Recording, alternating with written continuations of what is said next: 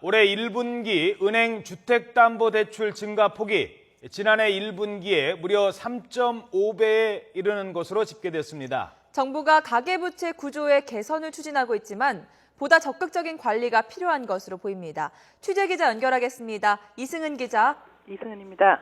자, 요즘 대출 받는 분들이 늘어나는 것 같아요. 저금리, 부동산 규제 완화, 게다가 주택거래 증가 흐름 속에 주택담보대출이 큰 폭으로 늘었다고요? 그렇습니다. 국민은행과 신한은행 등 7대 시중은행 주택담보대출 잔액이 이달 말에 323조 4,800억 원을 기록했습니다. 전분기보다 7조 700억 원 늘었습니다. 1분기 주요 은행 주택담보대출 잔액이 7조 원 넘게 증가한 것은 처음입니다. 지난해 1분기 증가액 1조 9,800억 원에 3.5배에 이릅니다.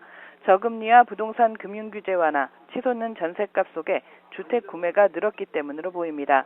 또 다음 달 분양가 상한제가 폐지되면 집값이 오를 것이라는 불안감도 작용한 것으로 보입니다. 네, 당분간 가계 빚은 계속해서 늘어날 것으로 보이는데요.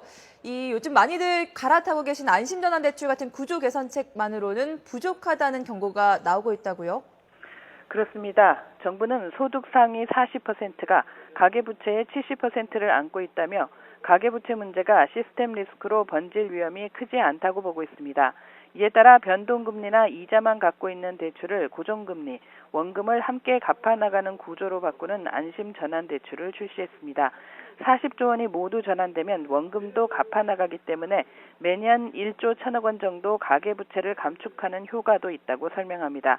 하지만 이금융권이나 원금 분할 상환 능력이 없는 가계부채 고위험군은 활용할 수 없습니다. 게다가 가계부채 급증세가 2분기에도 이어질 것으로 보여 적극적으로 부채 총량 관리에 들어가야 한다는 목소리가 높아지고 있습니다. 지난해 말 기준 가계부채 총량은 1,089조 원으로 지난해 3, 4분기 모두 경제 성장폭보다 빚 증가폭이 높았습니다. 지금까지 YTN 이승은입니다.